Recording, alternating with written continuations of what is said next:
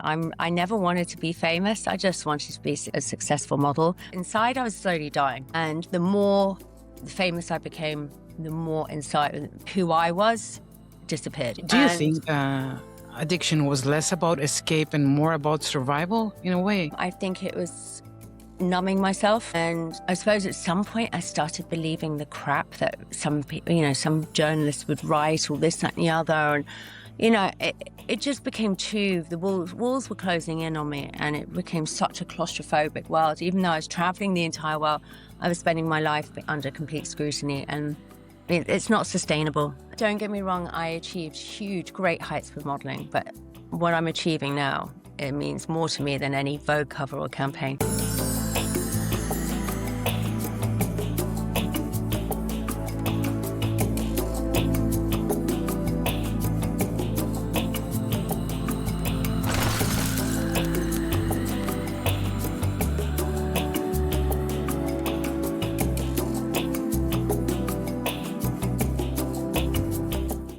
Hello and welcome to Ego is here. Today I'm joined by Sophie Anderton. Together we'll go beyond the headlines, diving into her personal journey through challenges, recovery, as well as the spiritual and wellness work that now guides her life. Hello, Sophie. Hi, how are you? I'm great, and I'm really happy to have you here. No, thank you for having me. A few technical issues, but we got there in the end. Of course we did. So tell me, Sophie, before modeling and fame, what was your childhood like, and which memories still shape you? Very much. My childhood was pretty idyllic. I have very happy memories of my family, and especially my grandfather. I was very close to my grandfather. I spent a lot of time with him. And then I had a wonderful childhood. Traveled a lot with my parents. I'm an only child, so I think that stood me in very good stead. I was kind of brought up with all my parents' artist friends, and always was at the dinner table with the adults. And yeah, so very much for me, my whole childhood was about art. It was about books. Always had my nose in a book. And then when I was 11, I think what really kind of transformed my life is that I actually got hit by a drunk driver at the age of 11 at 25 miles per hour. I nearly lost my life and nearly lost my leg. And thankfully, I recovered from both, apart from what occurred after the accident. All my nerves and my ligaments and tendons and everything were shredded through my ankle and my right leg. And the skin ulcerated down to the bone. And so I can only describe it. It looked like a shark bite. Literally, where my ankle used to be, the skin and the flesh used to be disappeared. So that was, I had 27 operations within 3 years. I was on morphine every day because it was a different time. We're talking, I'm 49 in May, so a long time ago. And they didn't know any different. And the pain, they had to manage the pain because it was excruciating 24/7. And where modern medicine, even though they saved my leg, where they couldn't heal the ankle, it was actually Chinese medicine, iridology and reflexology that after 3 years healed it in 3 months. Wow. Sophie, how did modeling first enter your life? And did it feel like a choice you made or something that just happened to you? Actually, it was my best friend. I was still on crutches with an open to the bone wound. I was 14 years old, very, very, very insular, very introverted, found it very difficult to be around my peers because I just was going through such a very different experience to what they were going through in their early teens. And my best friend's elder sister was a photographer. And one afternoon, she's like, come on, let's get you into the garden and take some photos. And what they saw, I didn't see because I just saw myself as being disfigured and, and damaged goods, basically. Anyway, little did I know that my best friend decided to send it out. So she sent it out to 2 regional competitions, which were running with Profile Models and Models One, and then 2 national ones. So one was the Clothes Show and the other one was Looks magazine. And within the space of 3 months, I won all of them. So, Unbelievable. so suddenly, whereas I had a view, I had a view of myself, and I was just like, they must all be mad. Any minute now, they're going to realize they've made a huge mistake. And then the next thing I knew, at 15 and a half, I was up in London. And within that summer, I earned more money than both my parents in 3 years. And I went back to do my A levels, and I was like, I did 2 days. I was tipped to go to Oxford University. I had a place there for art because I was in the highest one. I was in the 1% for art GCSE in England. And I was like, why am I doing this? As you would at 16. And I decided that I was going to pursue the modeling. Had both my sixth form, the school I was going to for the sixth form, and the university both were holding spaces for me. And they said, look, go off, do it. When it's an amazing opportunity, go and travel and then come back, we'll hold the space for a year, 2 years max. Well, obviously I didn't go back. And I found myself at 16 living in Tokyo. And then from there it was New York, Milan, Paris. And I always had a base in London though from 16. But I ended up traveling in probably about 5, 6 countries a week. Amazing. Amazing. So the fashion industry often Yeah. rewards perfection.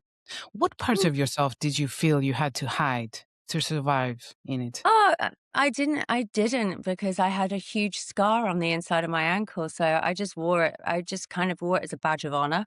I think it was for me, it was a way of rebelling against and taking my power back from the woman who hit me with the Mhm. car. Um, and I mean, I've always believed that imperfections are beautiful. So I remember one agent, I have a scar on my nose. And I remember them going, well, that and the chicken pox scar, oh, we must get those removed. And I was like, no. I was like, that's it gives me character. Otherwise, I just end up being a blank canvas. So Mhm. I was always quite, I think because I'm an only child and I went to a school which was very progressive, that basically women could achieve anything, I always had a very different attitude to a lot of the other girls. And was after going through what I went through between 11 and 15 was very, very strong. And at the height of your success, did you feel more visible or more I invisible felt than too ever? visible. Uh, um, yeah, the modeling I loved, the fashion industry I loved, the fame that came with it I hated, and that for me was I found it very intrusive. Um, People who've never met you having opinions of you and this, that, and the other. Is she too fat? Is she too thin? Is she too this? And I absolutely despise that. That's not who I am. And I still find it amazing when women comment on other women's bodies and this, that, and the other. So to have strangers, and I suppose nowadays it's even worse. You have social media, Mm, you have, yes. I mean, I love the Daily Mail I actually get on with the Daily Mail and the Daily Mail online, but my God, the comments that people write under, and I'm like, you would not go up to somebody's face and actually say something like Mm, that. And it just for me, it was a very dark. That was quite the dark side of it. It wasn't the fashion industry; it was more the media and the press.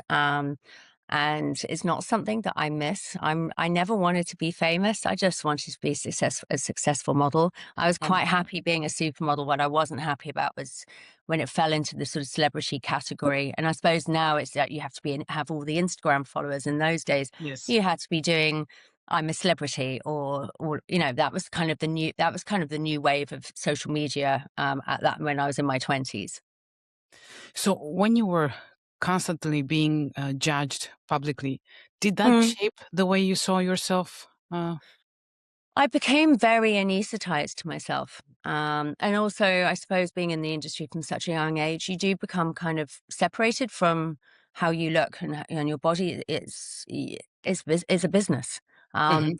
so you kind of, and you kind of you learn to be what everyone else wants you to be. And now I look back and I'm just like, if I could talk to my younger self, I'd be like, no, just own who you are, be authentic, be true to yourself, and pardon the language, but fuck them. What does fame promise that it never actually delivers? um I think everyone always thinks, fame and fortune. Well, no, fame is a very fickle thing, and we're human beings. We're flawed. You never know what a person's going through behind the scenes, Mhm. and to put a mask onto that, eventually the cracks are going to show. So, I mean, don't get me wrong. the more famous I was, the bigger the campaigns I was doing. The Chanel's, the Valentinos, the Gossard, La Perla, all, and I think I did something like over 60 something international campaigns worldwide in my career, and I had something like over 100 and something covers, including Vogue and Elle and everything. But that is, it's, I think fame, it doesn't equal happiness. That's for sure. That's for sure. Yes. Did you feel exploited, even in situations that looked consensual No, from not the by the outside? fashion not by the fashion industry, by the media, absolutely. The fashion industry, no, because I was never that type of person. I was never that character, and also Mhm, I was very lucky. I wasn't one of the models because I had such a strong look, and I suppose my style of modeling and everything was very much very individual. I wasn't ever on those big shoots where there was multiples of young girls and stuff. I did one for Harper's. It was Harper's and Queen before I went to Harper's Bazaar. That was my first ever cover, and there was myself, Michelle Behenna, Karen Ferrari, and we're actually in nude underwear, but they maxed it out. But you couldn't see anything. Oh my God, that there was such an extreme reaction to that. And it was actually very innocent, really beautiful. But I mean, did I ever feel exploited? No, maybe a little bit in Paris because it's a lot more brutal. And to be honest, the Parisians, they are quite a tough crowd. But I never really felt exploited in any way because I wasn't that type. I was always I could always stand up for myself. I was brought up to have an opinion and to have a voice. mhm. So tell me, Sophie, because you've talked about addiction, how Mm. did addiction show up in your life? And Oh, did you realize what was happening at that time? um, I think listen, addiction is just anything to do with mental health. It all comes in different packages, shapes and sizes. Oh, I It's truly believe always, that. yeah, Yes. it's just a side product of underlying trauma.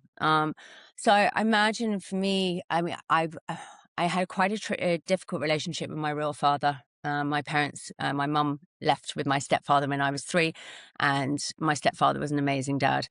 So there was a lot of stuff that he probably left me in worse positions than anyone in the fashion industry. Mm. And I loved him very much, but he wasn't meant to be a father. He wasn't a responsible father. And then obviously with my accident as well. So it became very clear that I had quite chronic PTSD, understandably. But that didn't become clear until my 20s. Mm. Um, and when I was 17, I just came back from Paris, and it was brutal because in those days you weren't educated about food or fitness and stuff because it wasn't available at your fingertips like it Yes, is these days. yes. And I was introduced to, and I was introduced to something that basically, if I wanted to stay thin, this would help me stay thin, and this, that, and the other. And I wasn't even fat. I was a size 8. I mean, I was just curvy in comparison to the heroin chic. But for Paris, or to all intents and purposes, if you're signing up for to be a model and you go to Paris, you are a human clothes hanger. That is probably the most brutal city when it came to the one of the fashion capitals.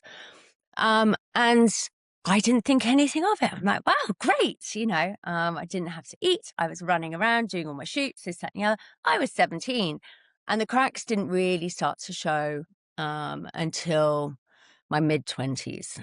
I was always traveling so much as well, and it was only really a London thing for Mhm, me. I was always, I was never one of those people. It was for me, it was more to numb my head, and I suppose, especially with the intense scrutiny that I had from the British media.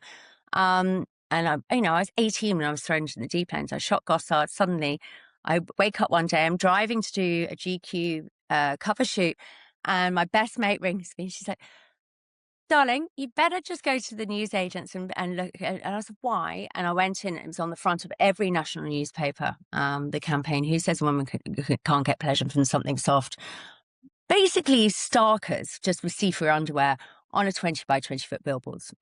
You couldn't really miss it. It got torn no. down in nearly every religious country in Europe, especially including here in Ireland. Apparently, they actually prayed for me in mass. And that is actually a fact. That's a true story. I only found out when I moved here, and I'm like, oh, okay. Um, so for me, it was a really tricky time navigating it all, putting a smile, looking beautiful every Mhm. day, but inside I was slowly dying. Um, and the more famous I became, the more inside who I was disappeared. Um, yeah. Do you remember the moment subsistence stopped being a choice and became a necessity?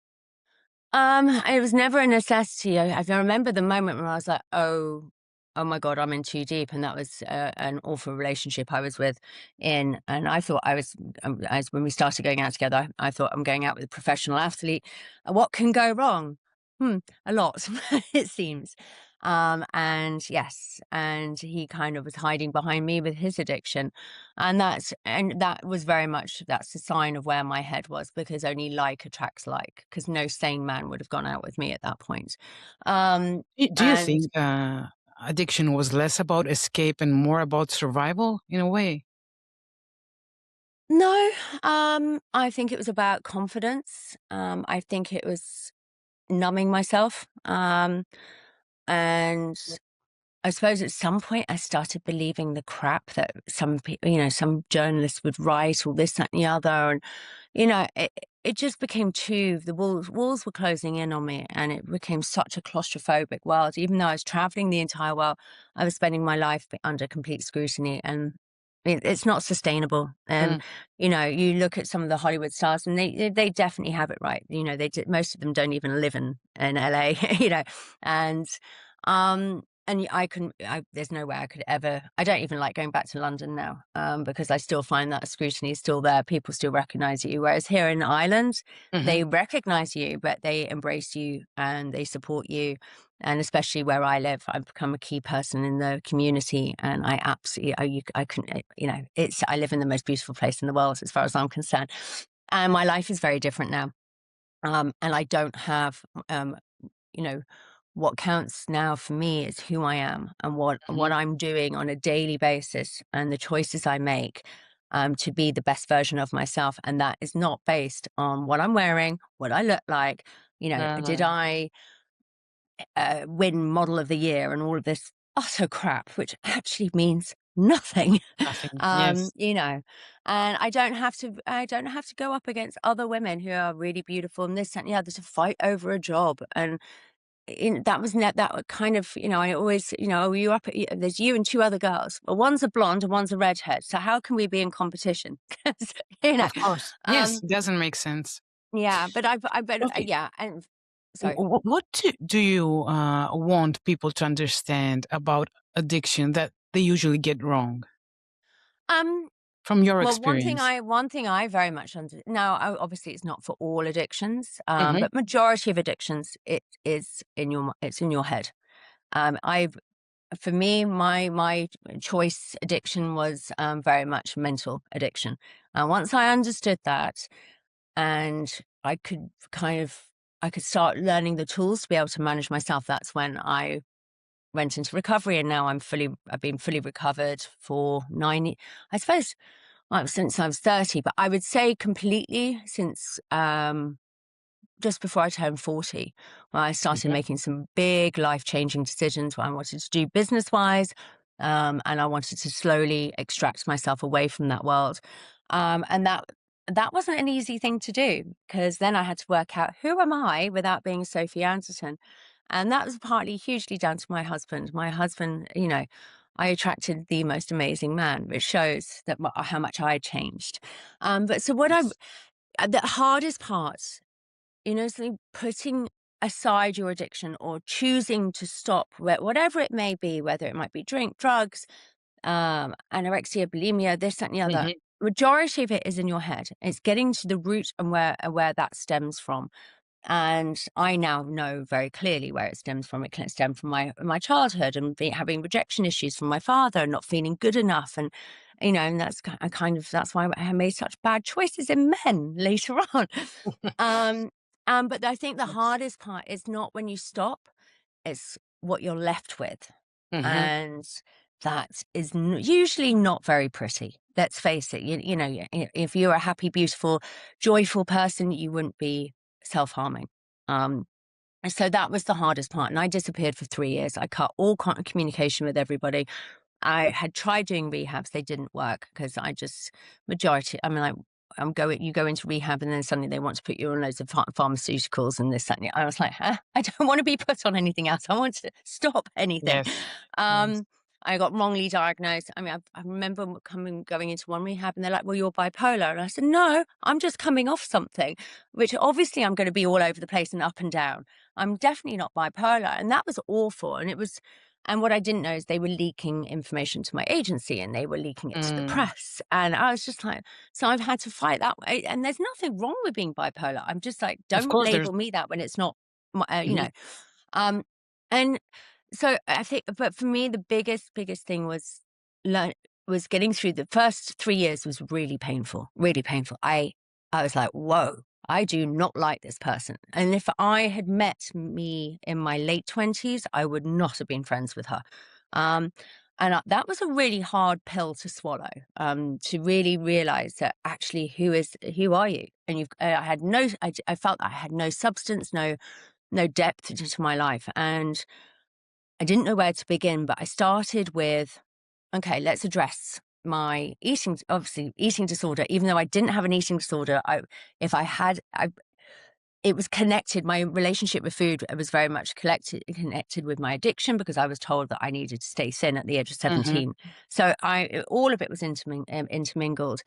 So I started having to address that and re-educating myself when it comes to fitness and food.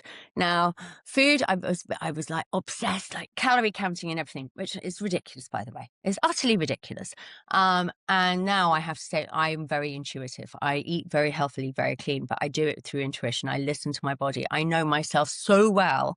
I Mm. probably know more about food and nutrition than nutritionists do. But then it was the fitness side of things. Now, of course, I had to go from 0 to 100. I couldn't just start off gently in this thing. I like everything in my life. It's kind of all or nothing. And I am still that type of personality, but I just know it's all or nothing in a healthy manner. And I've learned Yes. how not to burn myself out and take it to the extremes, which, you know, because burnout is just as dangerous as taking a drug or bulimia. It can Of cause, course it is. Mm. cortisol, having a sky high cortisol levels is actually really addictive. People don't realize. Anyway, so I started, so I was running loads, this, that, and the other, got injured when I did the London Marathon the first time. I did it in like 3 hour, 40 minutes. Then the second time, but I was running a lot and I was getting wear and tear because I've got metal through my right leg. My Mhm. hip, where I got hit by the car. So then I had to go back to basics and really start educating myself and going, okay, you don't know everything. And it's every day's a school day. I'm still educating myself even to this day. But now I'm putting it to really great use where I've actually, my whole entire journey has led me to this point, present day. I'm married to the most amazing man. I never thought I'd get married. Never. Okay, we missed the chance of having children, but I've got 4 beautiful stepchildren and 16 Mm. godchildren. Wow. And I live in a country where I call home. I'm actually about to start the process to become an Irish citizen, and relinquish my British citizenship because I actually feel more Irish. I've never felt such a sense of belonging as I do up in the Wicklow That's Mountains. beautiful. Mm. And now I found my true calling, which isn't becoming a yoga teacher or a healer, or I'm not because I'm very true to myself and being authentic with my values, and healing and yoga and all the things that I love are just too dear to me to to to not enjoy to make about work rather than for me to be able to enjoy them because they're so integral to my and to who I am today, and very much keeping on the even keel. Mhm, mhm, Because don't get me wrong, it's been what 19 years, but I still the little voices, the little gremlins, I call them mhm. gremlins, are on their shoulders and they're like neat neat neat, and I know how to deal with it now, but it's got quieter and quieter and quieter as the years have gone by. That's beautiful. Um, but it is a journey, and you're always going to be on a journey. And my the one thing I realized when I first changed my life at 30 was I had I was so unaware of myself. Mm. And so being self-aware and holding yourself accountable are the two big foundations, I think, to recover and have a really wonderful, happy life. And that's what I try and say to every new member who comes through into our community. Some people just want to do yoga and Pilates and then this, that, and the other, but then we have also very deep healing retreats. And there's a lot of people coming in with a lot, especially, I mean, I'm seeing it a lot more, very stressed, traumatized, they've got PTSD, this, that, and the other, going through divorce. Mhm. Maybe they've had miscarriage, etc. Or they're going through drug or other issues. And first thing I always say to them is that basically I've renovated 5,000 square feet of my home to make it a home for other people who want to seek sanctuary and just to step away from that noise which we are Mm. bombarded with on every single aspect, from the news to the Yes. to social media to everything else. The world is a pretty terrifying place these days, and I can't change any of that. I can't control any of that. But what I can change is making this beautiful piece of land at which my mother-in-law bought into a sanctuary for healing and wellness and for everyone's enjoyment. And that's a very different, very different version of me. But I believe that, than I was when I was younger. But it was kind of when I got married. And I was like, I can put Sophie Anderton, even though I still go under the name because no one ever remembers my married name. But I can put Sophie Anderton to one side. That was her then, and that's okay. And she's now okay because she's at peace. And now I'm Sophie Balinska, and it was that clear divide. And it's like, so what? How do I want the next 50 years or so Mm. of my life to look? And that's kind of that was the moment for me. Yeah. So, do you still have bad days? And what do they look like now? I mean, what Oh, still I don't triggers you? know. No, I don't have triggers because I'm recovered. So I'm really, really lucky. I say right now the only thing I'm slightly hormonal. So I'm actually dealing with that because I realized that I am coming to that point where it's the hormones, and actually they scare me a lot more than than my addiction Yes. ever did. Yeah, I'm sure. I Yes. know I'm like, off to the doctors to get HRT gel. I'm on Tuesday. But that's fine. But I think the difference is that before that probably would have triggered me, as in triggered me into like having a bit of a meltdown, going, oh my God, whereas now I'm just like, I love being 49. I'm like, okay, I've got to deal with this. I'll just deal with it rather than letting it become a problem. But no, I don't. The only thing that I really, ever since I've started doing really deep healing, I did a very powerful Kundalini activation about 2-3 years ago. I find it very hard. People, places, things, noises, lights, very loud music. I have to be very conscious, careful of the vibration that I'm around. So even though low vibrational people, they're not bad people. They just make me very ill because they bring out, they're really antsy. I feel like my blood's being sucked out of my soul. Mm. So it's a very different thing for me. But that again, that's self-awareness. And also, I look back at me in the modeling industry, and obviously I've always been this sensitive to energies, but I just didn't understand it then. And I look back going, ah, that makes absolute perfect sense. Imagine makeup, hair, stylist, everyone touching you, this, and Yes. you've got all that energy. And it's like, no wonder there's nothing left of you at the end of it. So I purposely have tailored my life in a way that not only, well, obviously suits my husband as well, but that it's is my best life, and Mm. Mm. it's safe and secure, and that's fine. And it may not be jumping on planes and doing Vogue covers and all that wow glamour and everything, but honestly, that underneath all that wow glamour wasn't very pretty. Mm. Sophie, with everything that has come to light in recent years about powerful men, hidden networks, and abuse of Mm. status, do you feel the industry is actually changing or just protecting itself differently? Well, you see, I never experienced any of that. So I find it. I mean, and obviously in the circles that I ran, the circles, social circles and everything, obviously there's quite a few, I won't be mentioning names, but quite a few of those people who I met and had dinner with and, Hmm. and no one was more surprised than I was and with certain people when it came out. Other people, not so much. I always knew instinctively to stay clear of them on the social circle, whether it be in London or in New York. But I think it's a good thing. I think it also can be abused as well. I think it's great that the victims are having their voices, but it's like where does it end? And is everybody coming to the Oh God, it's really, really. This is a very a tricky subject. Like, is everybody coming to the forefront? Have they all got true intentions? I Hmm. always get very nervous. I always get quite nervous when it comes to these things.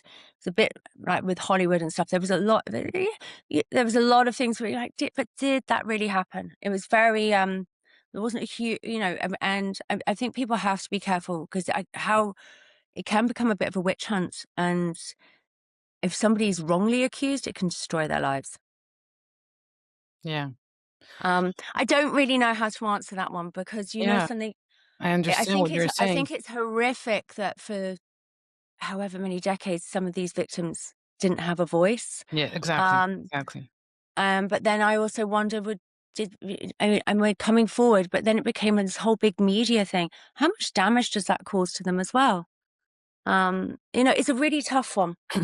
Yeah, it is. It is. But when you have, 100 people, I won't say 1,000 or Yeah. accusing the same person, Mm, having the same experiences, then something is definitely yeah. wrong there. No, I agree. It just depends on which person you're talking about, but I'm not gonna go Yes, into yes. No, no, no, no, no. individuals. That's So, that's a minefield I'm not stepping my feet into. no, no, no, no, no. So tell me, do you believe healing is about becoming someone new or remembering who you always were?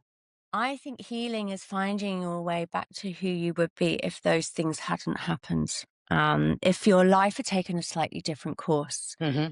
Because I remember myself as a child, I was very all about nature, art, always outside and outside, hated being inside. Was very much happy being in my own skin. I was an only child, so I loved my own company. And that all changed. I mean, I remember when I was 30, I couldn't stand being on my own with myself, but I was. 3 years, I really, really hated it. It was horrible. But now I'm back to how I suppose the 40 something version of how I was when I was a little girl and, eyes wide open and I see the beauty in the world rather than the darkness. Hmm. So, what does peace feel like to you today? Peace for me, how would it? Going out for a walk, going hiking through the mountains, just being with my husband, just being on my own. I love spring and summer because I can walk outside barefoot. And I love that feeling of grounding. But it's just, for me, it's noticing every single, like, the lichen on the trees because we have so much lichen here. The flowers are budding coming into spring. At the moment, the weather's really weird. The rhododendrons have already started trying to come out, and I'm like, we're not February. You've got the wrong month. But it's noticing and taking pleasure in all the small things rather than chasing the big things. And everyone is so in this day and age, and you think, oh, I'll get the new handbag or this. I want, I want, I want, I want.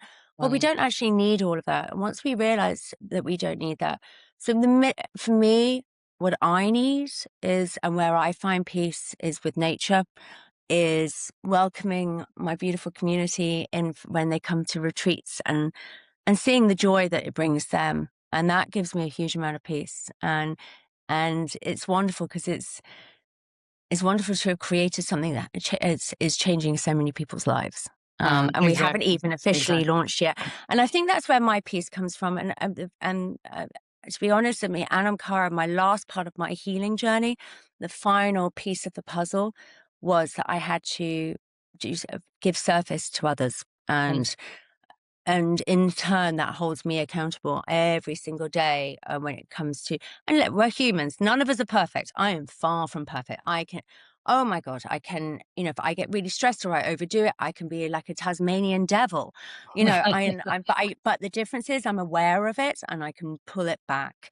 Um, and I think that's where you find peace when you actually you wake up in the morning going, you know something, I really love myself. Not love myself as in I'm wonderful, but I really love myself. I really, really, truly like this woman that I'm becoming. Exactly. Yes. So, what do you hope people can receive from Anam Cara Wellness? Well, the biggest thing at the moment is people are searching. It's very new. Wellness and healing is very new here in Ireland, which I find fascinating because thousands of years ago, Ireland was one at the forefront of herbal medicine. Hmm. Our ancestral background is phenomenal over here. But I feel that it's still very much they're all beginning a journey. I think people are turning their back on going out and socializing, where it includes drink and this, that, and the other, and looking for more social wellness, but more connection, away Yes. from people, places, things, shopping and all the really modern day commerciality of it, because the noise is so loud out there. The world is on the precipice, I hope, of a turnaround or it's on destruction. I can never work out which way they're going. I find it quite terrifying. I've actually got to the point now I don't like watching the news because Mhm. I can't control anything. I can't do anything about it. I can't Yes. control it. The only thing I can do is make this beautiful place and protect the land that I live on and that I will spend the rest of my life on. Um, so I think for me, Anam Cara, which means soul friend, by the way, and it's Viking Gaelic spelling with a K.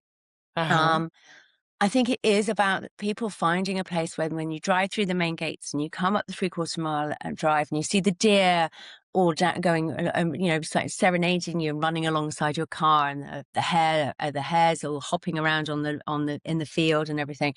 That's kind of the beginning of your experience, but it's when you just park up and it's just the peace. There's no sounds of cars and noise, and that in itself is a gift. And then all the rest is just the bows and the beautiful handwritten card and everything that goes with a beautiful gift. And it's evolving constantly. And don't get me wrong, there's been moments I have not been very serene when it comes to having to redo all the roof and this, that, and the other. And it's a big space. It's one of the oldest estates in Ireland. It's pretty much the last remaining private estate as well. And so So there's beautiful. I've seen the photos. Thank you. Yeah. Needed a lot of love and attention, but just like I think we all need love and attention, buildings do too.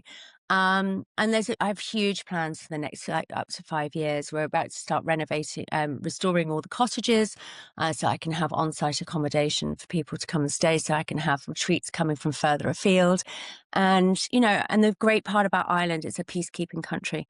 So okay, it can rain a bit, but that's the worst you're going to get in the odd wind, really odd storm. But generally speaking, it's one of the safest countries in the world now to to go to. Really. So and yeah, and they really, where we live, it's very, very protected. So the land is just beautiful. Um, so I think for me, it's starting with people being able to find that sense of sanctuary and peace, and then introducing them to all the different modalities and the disciplines and the healers that we have. And there's no set menu for one person. Everyone is Yes. different. Everyone needs different things. Mm. Everyone's body and their inner chi will react differently. And depending on, and especially when it comes, I've had all the lights changed. We have frequency music underneath. Mm. I've got a beautiful art installation, which is light and sound that's coming. So just all these little mechanisms that also, if you don't understand it, they just kind of trick you into healing the minute you walk in. Mm. So, Sophie, if this chapter of your life could speak, what would it whisper to you and to the world? This is only just the beginning. Yeah. I definitely, don't get me wrong, I achieved huge, great heights with modeling, but what I'm achieving now, it means more to me than any Vogue cover or campaign. It's more fulfilling, right? Yeah. Mm. Yeah. It's substance and it's from the core and it's authentic and it's true to me. And that's why I'm not, because I'm so sensitive to vibration and stuff. That's why I can't be a healer or a yoga teacher, because I'd be doing people an injustice. But what I can be is a wellness visionary. And what I'm doing is I'm building this incredible wellness playground of all the things that I would want in one place. And it seems to be working because everyone else wants it too. I'm sure. I'm sure. Yeah. So, Sophie, thank you so much for being Thank here. you. We finally got there in the end. Yes, yes, yes. See? I know. Few false starts. I'm so sorry, but between builders, farmers, this, there's never a dull moment here. It's always, every day is a school day. So thank you so much. Thank you. And to all of you out there, remember, as we always say, ego is here, you are here, and that's enough.